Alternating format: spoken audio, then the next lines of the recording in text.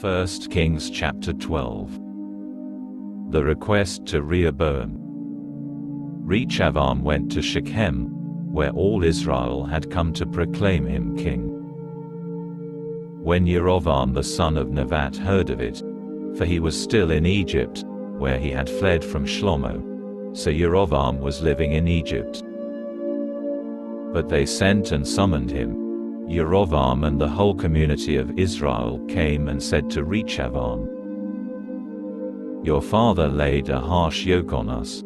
But if you will lighten the harsh service we had to render your father and ease his heavy yoke that he put on us, we will serve you." He said to them, "Leave me alone for 3 days, then come back to me." So the people left. The foolish response of Rehoboam. King Rehoboam consulted the older men who had been in attendance on Shlomo his father during his lifetime and asked, "What advice would you give me as to how to answer these people?" They said to him, "If you will start today being a servant to these people, if you will serve them, be responsive to them and give them favorable consideration, then they will be your servants forever." But he didn't take the advice the older men gave him. Instead he consulted the young men he had grown up with, who were now his attendants. He asked them, "What advice would you give me, so that we can give an answer to these people who said to me, 'Lighten the yoke that your father laid on us'?"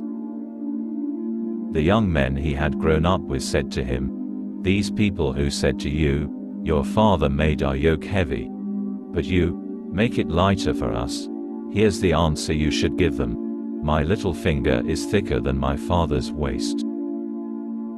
Yes, my father burdened you with a heavy yoke, but I will make it heavier. My father controlled you with whips, but I will control you with scorpions." So Jeroboam and all the people came to Rehoboam the 3rd day, as the king had requested by saying, "Come to me again the 3rd day."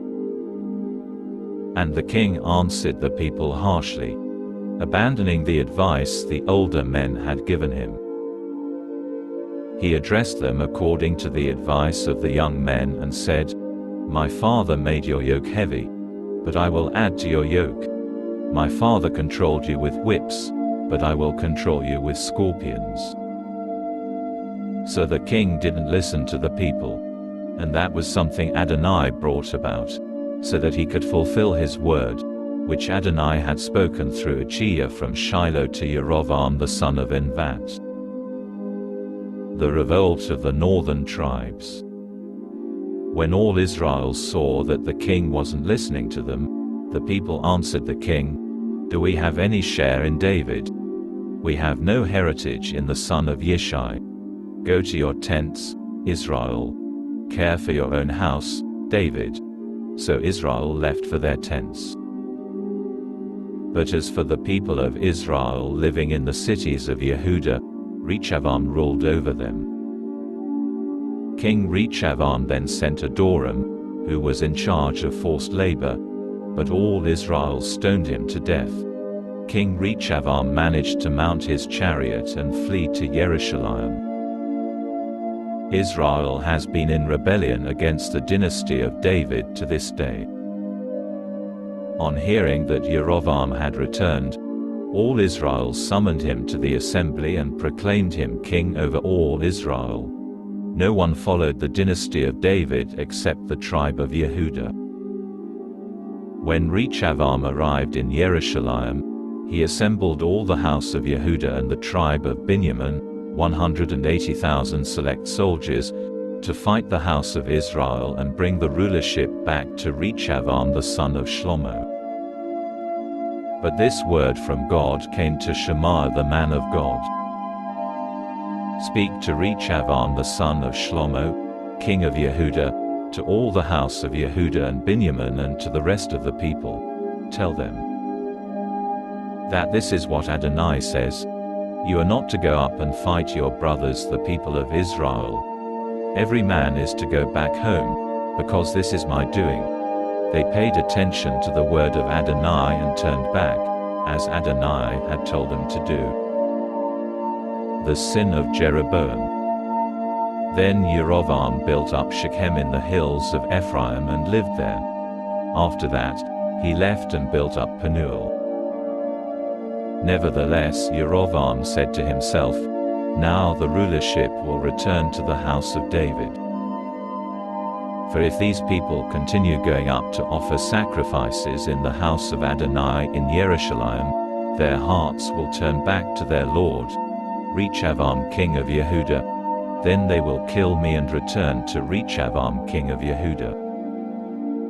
After seeking advice, the king made 2 calves of gold and said to the people, "You have been going up to Jerusalem long enough. Here are your gods, Israel, who brought you out of the land of Egypt." He placed one in Beit El and the other in Dan. And the affair became a sin, for the people went to worship before the one in Beit El and all the way to Dan to worship the other. He also set up temples on the high places and made Kohanim from among all the people, even though they were not descended from Levi. Jeroboam instituted a festival in the 8th month, on the 15th day of the month, similar to the festival held in Yehudah. He went up to the altar in Beit El to sacrifice to the calves he had made, and he placed in Beit El the Kohanim he had appointed for the high places. He went up to the altar which he had set up in Beit El on the 15th day of the 8th month, in the month which he had chosen on his own, and instituted a festival for the people of Israel. He went up to the altar to burn incense.